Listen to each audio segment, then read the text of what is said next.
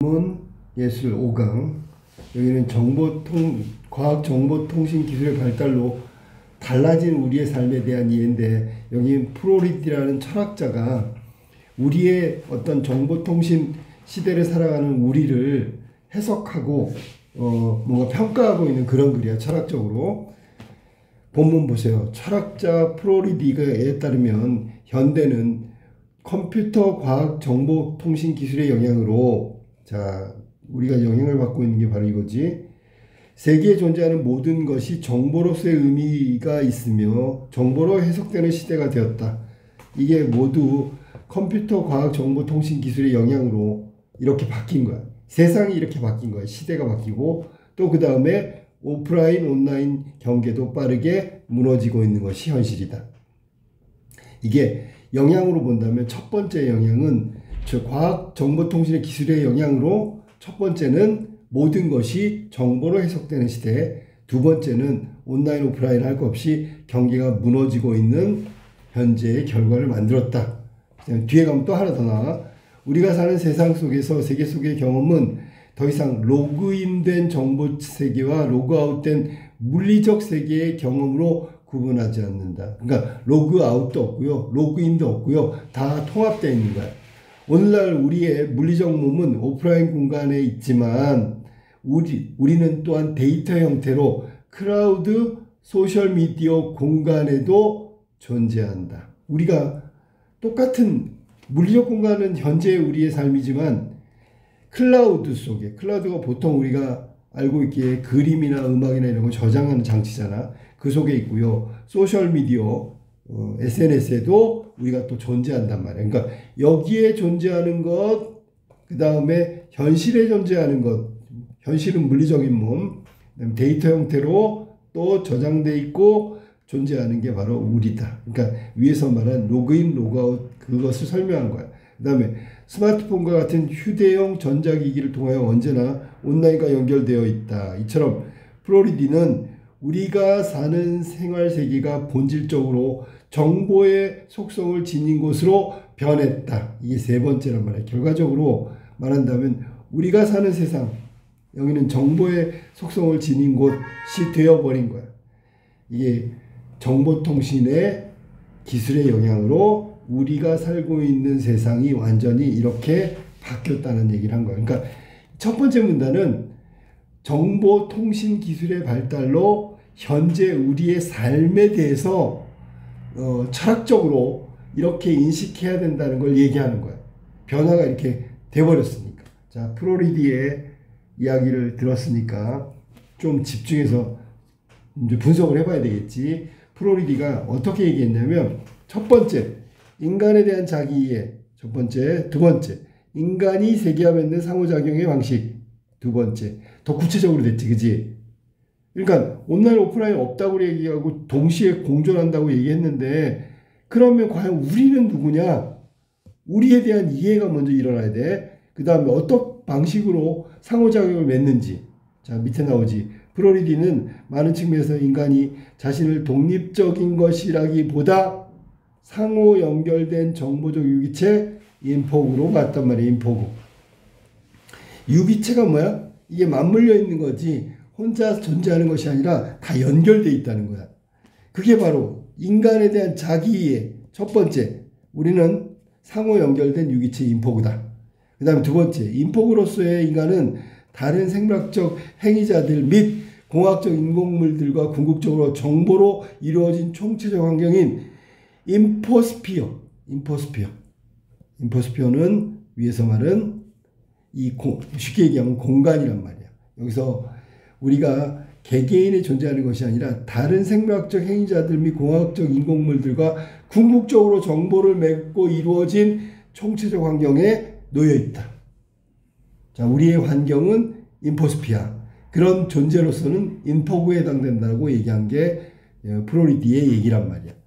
인포스피어는 많은 부분 인간이 개입할 수 없는 수많은 정보 장치들과 알고리즘은 원래 자료를 입력하면 산출되는 규칙된 결과물들을 말하는 거야.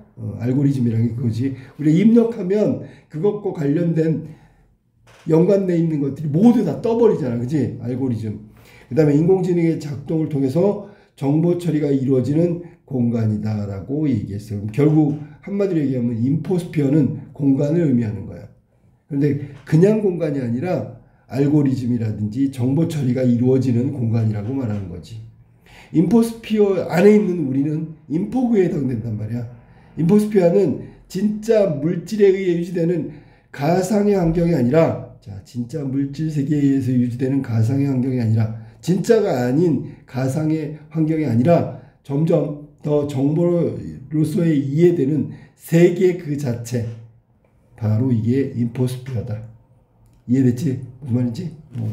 즉 인포스피어는 단순히 사이버 공간만을 의미하는 것이 아니라 이건 초기고 지금은 우리가 사는 실질적인 생활환경 전체를 총칭하는 말로 이해할 수 있다. 왜냐하면 이 총칭이란 말이 뭐냐면 위에서 말한다면 대로 얘기한다면 로그인 상태, 로그아웃 상태를 모두 다 포함하는 거야. 그러니까 총칭이라고 얘기한 거지. 그래서 인포스피어는 공간이고요.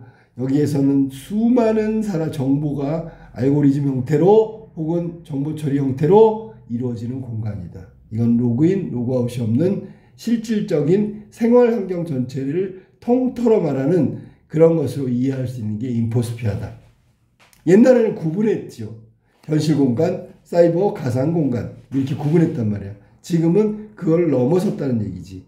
인포스피어에서 상호작용은 모니터나 키보드 같은 전통적인 장치들이 중요성이 점점 줄어들고 새로운 방식, 터치스크린, 음성 명령, 제스처 감지, 스위치 데이터 등을 통한 방식으로 바뀌어서 상호작용이 필요한 장치들이 점차 눈에 띄지 않고 소통할 수 있다. 이게 지금 우리 상호작용하는 건데 이 상호작용이라는 걸 인식하지 못할 정도로 발전해 있다. 자, 그럼 위에서 볼래? 뭐라 했냐면 프로이디가 뭐냐면 인간의 자기이해라고 했는데 자기이해가 뭐냐면 아까 얘기했듯이 인폭으로 봐야 된다.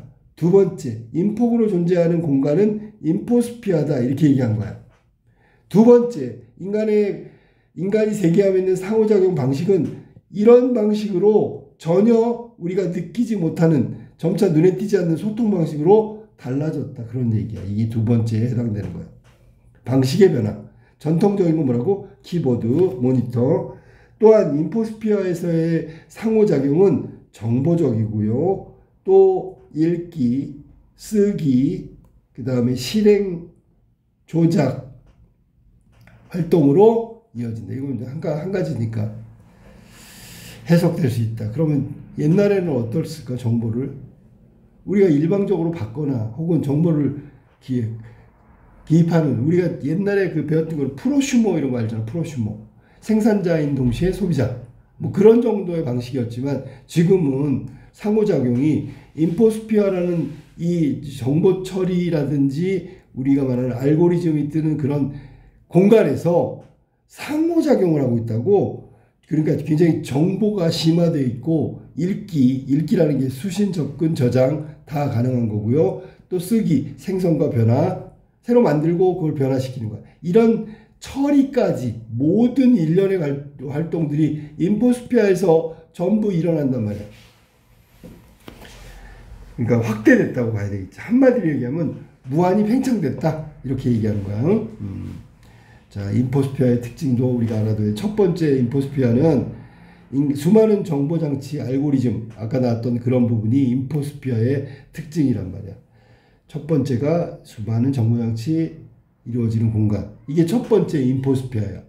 두 번째 인포스피어는 사이버 공간만을 우리가 보통 얘기하는데 사이버 공간만을 의미하는 것이 아니고 위에서 말한 대로 우리가 옛날에 키보드 같은 아까 나왔었지, 그지? 사이버 공간만을 의미하는 것이 아니라 환경 전체를 말하는 거고, 이거 인포스피어에 지금 설명하는 게요. 그 다음에 인포스피어는 마지막에 여기 나와 있는 것으로 얘기한다면 세 번째가 이거죠. 상호작용을 통한 거. 두 번째가 이거고 첫 번째는 이거죠. 이게 인포스피어라는 공간의 어떤 의미를 이야기하고 있는 거예요. 특징이야. 이거는 인포스피어의 특징은 1번, 2번, 3번이다 라고 알고 있습니다.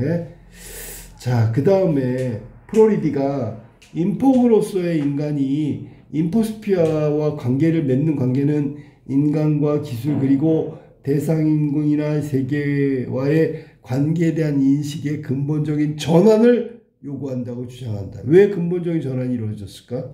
생각해봐. 과거의 인간하고 정보통신이 발달했을 때 인간하고 지금 완전히 발달했을 때 인간은 완전히 자기 이해가 달라졌다고. 그 다음에 대상과 혹은 세계와의 방식도 완전히 달라졌지. 그지? 그러면 근본적인 전환이니까 이제 다시 옛날처럼 생각하면 안 되고 새롭게 이 의미를 규정해야 된다는 얘기야. 전통적으로 이 계속 나온 전통적은 과거에 정보통신 기술의 초창기라고 생각하면 돼. 주체와 객체, 문화와 자연과 이 사이에 기초로 이해됐어. 이거 봐봐. 주체가 있고 객체가 있는 것이다. 그러니까 기술이라는 건 당연히 인간이 주체겠지.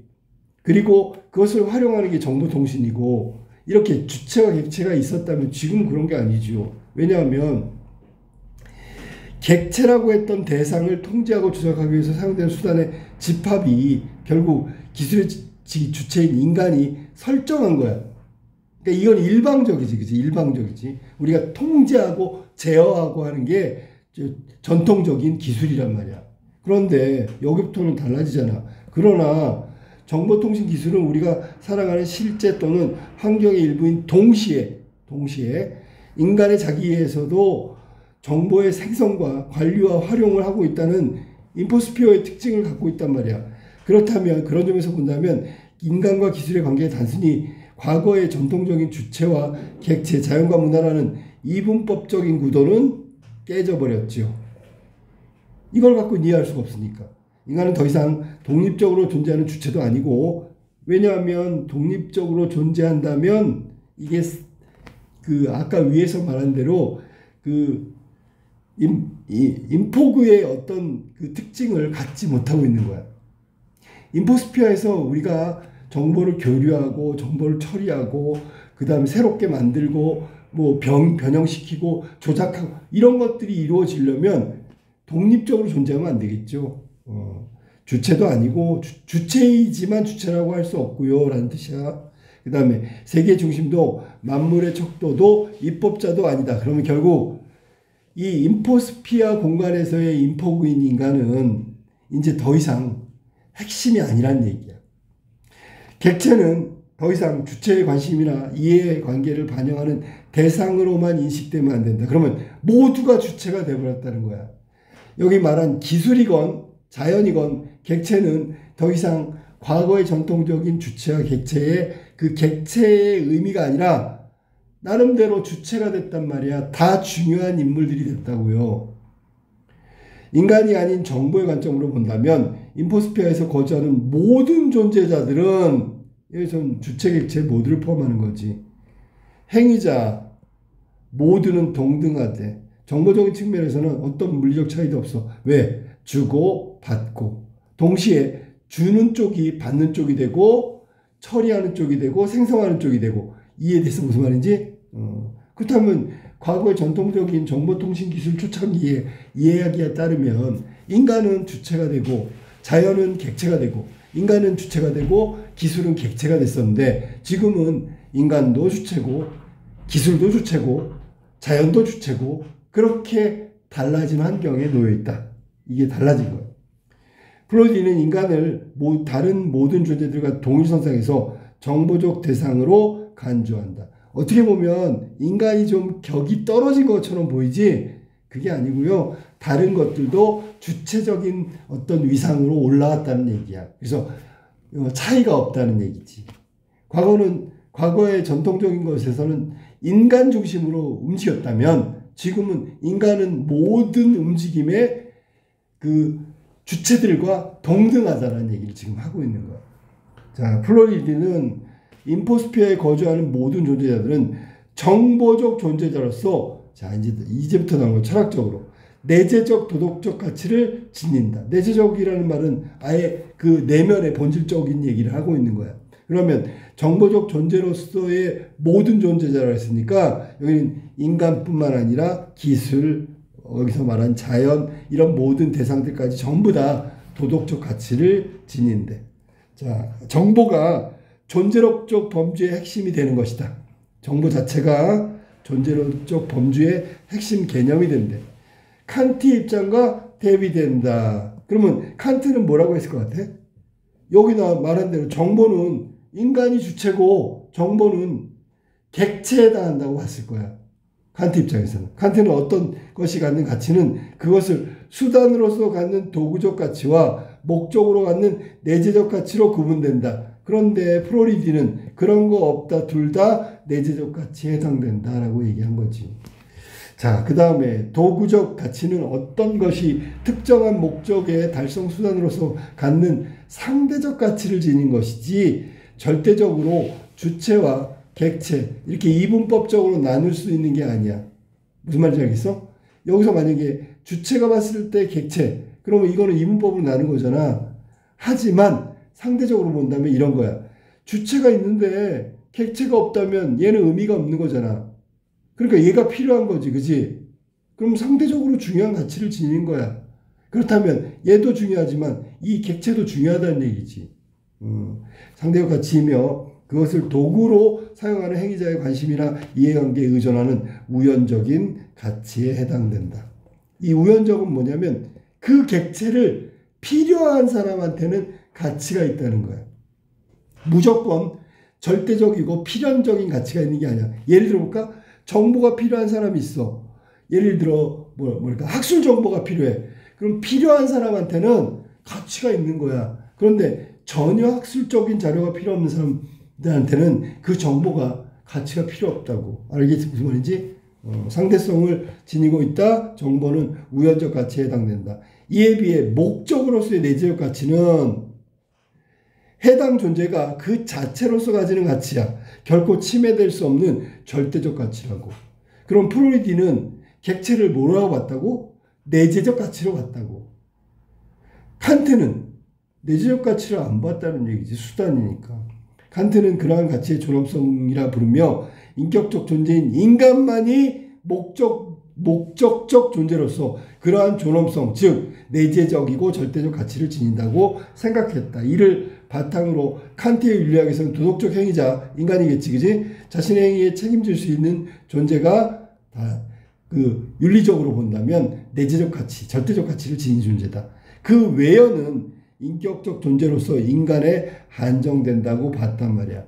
그러면 프로이디는 칸트가 얘기한 것보다 훨씬 더 범위를 확대시킨 거지. 객체며 객체, 우리가 말했던 기술과 대상 혹은 자연 이런 것들도 내재적 가치, 즉 절대적 가치에 해당되는 건데 문제는 그것이 반드시 절대적 가치가 아니라 상대적 가치가 될 수 있고 우연적 가치에 해당한다고 본 거야.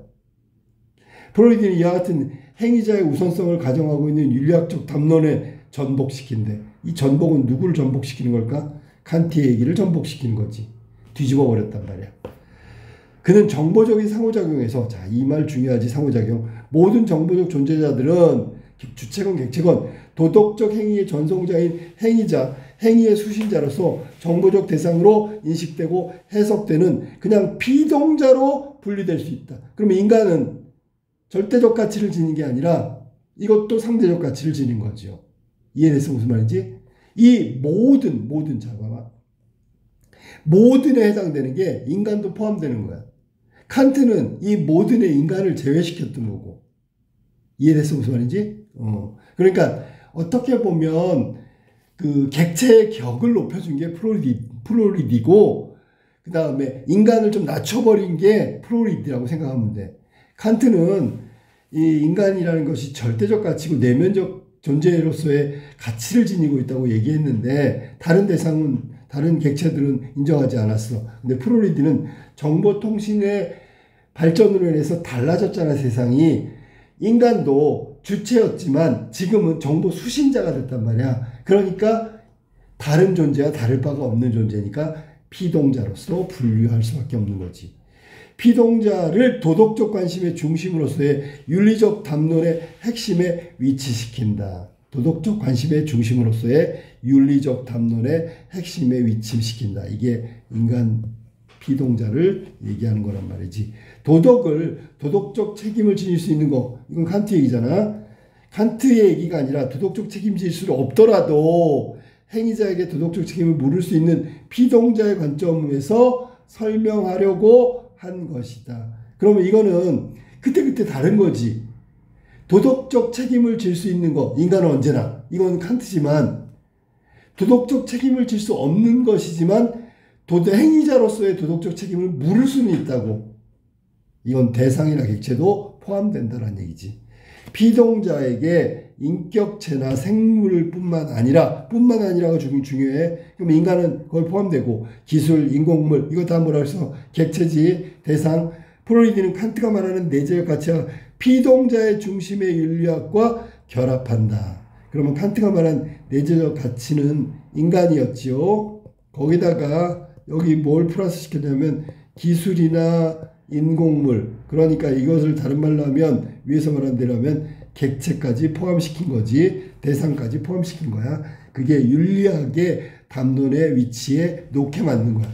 그에 따르면 정보적 구조로 분석할 수 있는 모든 존재자들은 도덕적 피동자로서 그 자체로 내재적 가치를 가지며 단지 있는 그대로 그것이 존재한다는 사실만으로도 그 본성에 적합한 방식으로 실존하고 발전할 수 있는 권리를 갖는다. 그래서 객체라든지 대상이라든지 인공물, 자연이라든지 이런 것들, 여기서 말하고 싶은 프로이드의 얘기는 바로 이거야.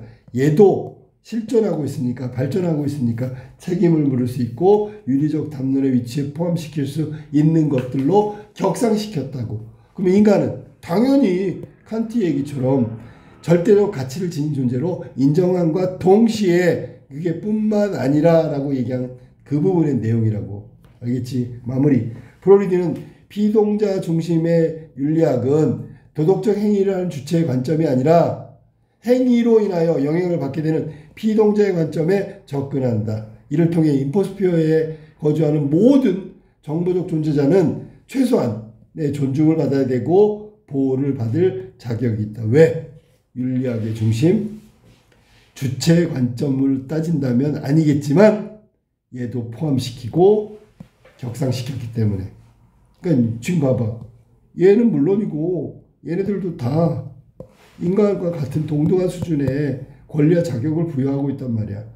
지금까지 도덕적 공동체에 배제되었던 모든 종류의 존재자들, 아까 얘기했던 대상과 객체들, 도덕적으로 의미가 있고 중요한 존재가 될 수 있다는 가능성을 열어놓은 가치, 의의를, 프로이드의 이런 주장에 대한 의의를 지금 제시하고 있는 게 마지막 부분의 내용이란 말이야. 알겠지? 자, 그러면 1번부터 볼까? 윗글의 내용과 일치하지 않는 걸 찾아봅시다. 그냥 내용 기본 문제니까 맞출 수 있다. 1번. 인포스피어에서 상호작용은 읽기 쓰기, 실행의 조작이나 활동, 해석할 수 없다. 아니죠. 이것까지 포함된다 그랬잖아. 인폭으로서의 존재하는 인간은 인포스피어라는 공간 속에서 이런 모든 걸 다 행위한다 그랬죠. 그게 바로 상호작용이라고 얘기했으니까 이 1번은 틀렸죠. 활동으로 해석할 수 있다고 맞는 거야. 2번 볼까? 현대에서는 세계에 존재하는 모든 것, 정보로서의 의미가 있으며 정보로 해석될 수 있다. 이게 프로이드의 생각이고요. 인포스피어에서의 상호작용은 모니터, 이건 전통적인 거지. 중요성은 줄어들고 방식이 새롭게, 다르게, 다양하게 우리가 느끼지 못하면서도 상호작용하고 있다. 본문 내용이야. 전통적인 기술은 객체지, 인간이 문화를 이루기 위한 수단이지. 빠졌잖아. 5번. 컴퓨터, 과학, 정보통신의 기술이 가져온 생활의 세계의 변화로 많은 측면에서 인간은 자신을 상호 연결된 정보적 유기체로서 인폭으로서 파악해야 된다라고 얘기했으면 정답은 1번이고 나머지는 다 본문에 나와 있는 내용이야. 그대로 해석하면 돼. 자, 인포스피어. 아까 공간이라 했어. 많은 부분에 인간의 개입 없이 정보가 처리되는 공간이다. 그치? 우리가 인포스피어라는 게 알고리즘이라든지 아까 얘기했던 대로 하면 정보 처리가 되는 공간이잖아. 자, 인간의 개입 없이는 뭐지? 알고리즘이야. 우리가 그 자료를 주입하면 얘가 알아서 알고리즘을 만들어낸다니까. 그러니까 이게 인포스피어에 해당되는 거지. 2번, 인간을 비롯한 생물학적 행위자들, 모든 존재자들, 공학적 인공물을 공유하는 공간이다. 이것도 본문에 나와 있죠. 전부 다 공유하는데 인간하고 또 이게 생물학적 행위자들, 그 다음에 공학, 이게 모두 다 공유자로 적용된다라고 얘기했어. 그게 어느 공간에서 일어난다고? 인포스피어에서. 3번, 정보통신 기술이 세계 중심이 되어 인간을 통제하고 조작하는 공간이다. 이건 또 뭐야? 틀렸지, 그지? 여기는 지금 정보통신이라고 얘기했는데, 이건 언제일까? 이건 전통적 의미에서의 인간 주체에 관련된 얘기를 하고 있는 거잖아. 그지? 인포스피아는 누구 얘기인데? 플로리디 얘기잖아. 플로리디 얘기가 아니죠. 이해됐어? 거주하는 모든 존재자들은 정보적 존재라는 면에서 물리적 차이가 없고 동등하다. 모두 주체가 된다. 사이버 공간을 포함하여 인간이 사는 생활환경 전체, 그러니까 로그인, 로그아웃 상관없이 다 포함되는 공간이 바로 인포스피어다. 정답은 3번이 틀렸고, 이건 전통적인 주체와 객체의 이분법적 구조로 파악하고 있는 거다. 자, 그 다음 3번. 윗글을 바탕으로 보기를 위한 내용으로 적절하지 않은 걸 찾아봅시다. A 회사는 인공지능 관련 기술을 비롯한 각종 정보통신 기술을 활용해가지고 사옥 내부에 직원들만 이용할 수 있는 무인 편의점을 설치해 운영했다. 각 직원은 스마트폰에 설치된 앱을 통해서 회사가 구축한 온라인 공간의 관심 분야를 설정한다. 인공지능은 직원이 설정한 관심 분야와 구매 패턴을 고려해서 스마트폰으로 개인에게 맞는 상품을 추천한다. 이거 다 일어나고 있는 거예요.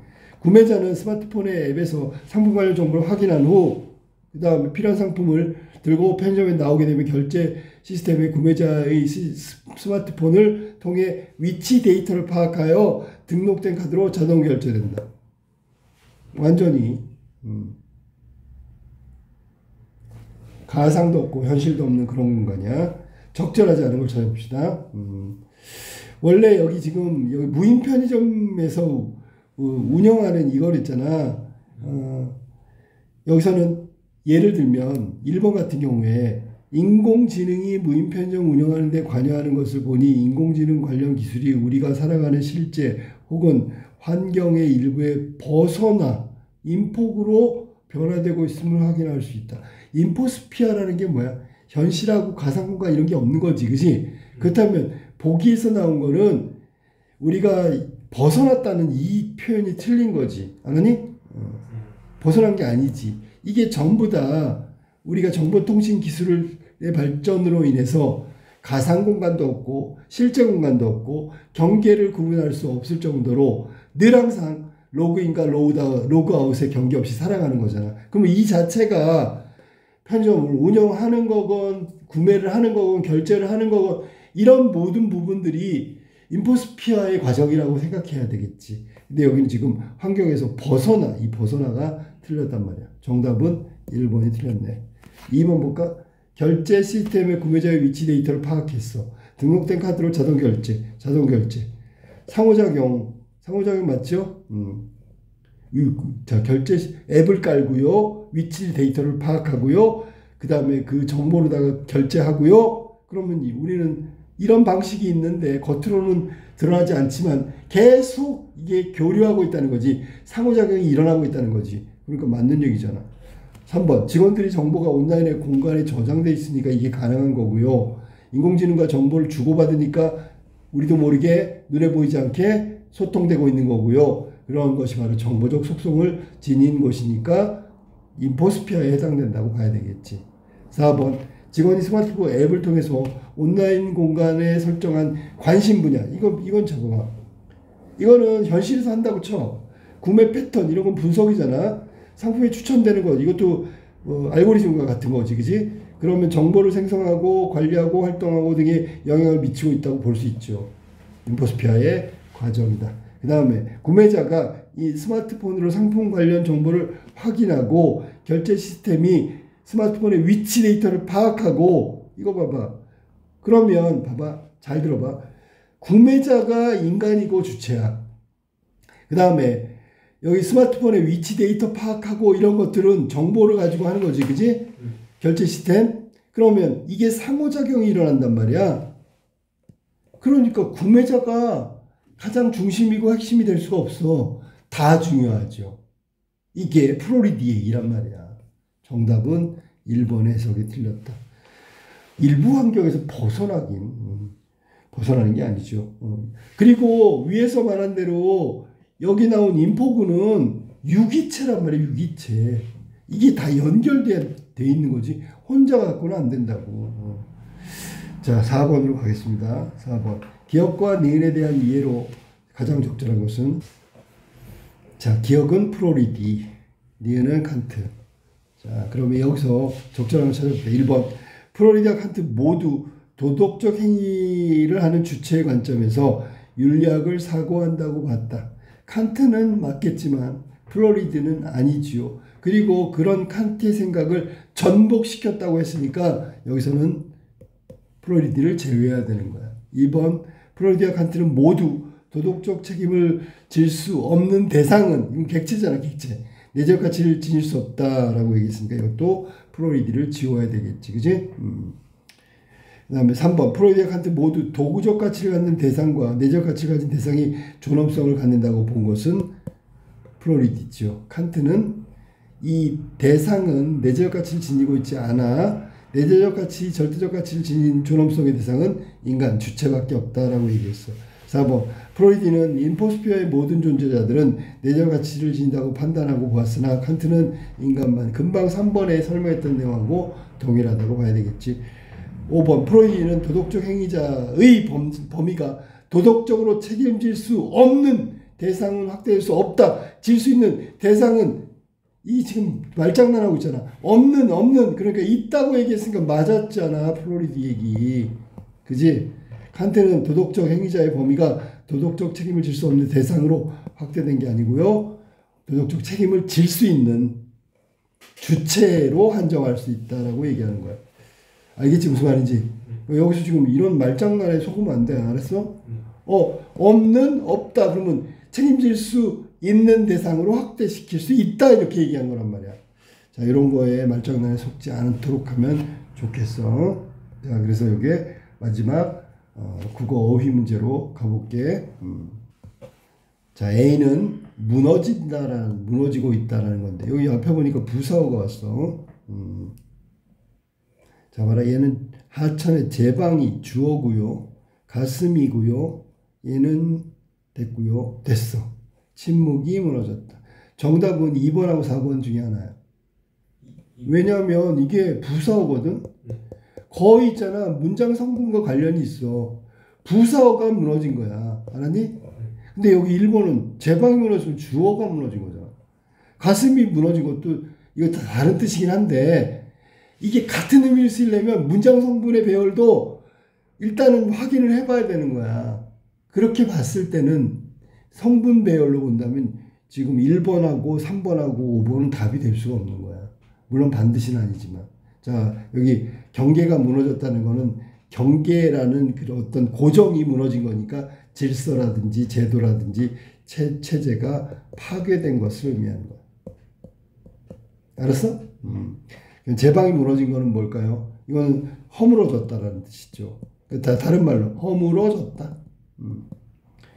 전통과 사상 체계 H. 사상과 체계가 무너졌대.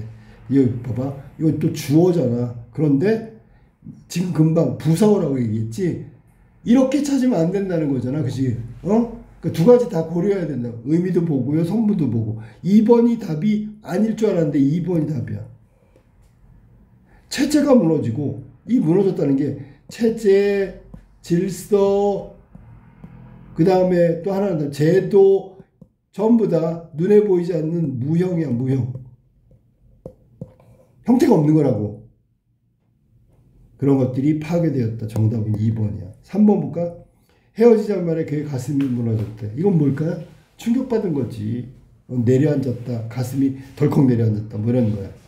그 다음에 4번. 야구 경기 선발투수 힘없이 무너졌대. 이거는 무너져서 졌다라는 뜻이니까 지다라는 뜻이야. 그 다음에 5번에 무너지다는 침묵이 일순간에 깨졌다. 깨지다. 그러니까 침묵이 깨졌으니까 뭐 시끄러워졌다는 얘기겠죠.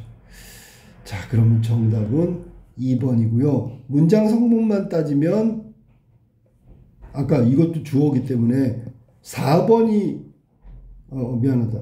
이것도 주어네, 그지? 전부 다 그렇네. 그럼 이건 문장 성분 갖고 하면 안 돼. 의미를 파악해야지. 다른 뜻으로 무너진 건 파괴되다라는 뜻이고, 여기서는 눈에 안 보이는 추상적인 것들이 파괴됐다는 뜻이니까 정답은 2번이 정답이다. 알겠지? 자, 이거 문장 성분 내가 괜히 얘기하고 헷갈리겠네.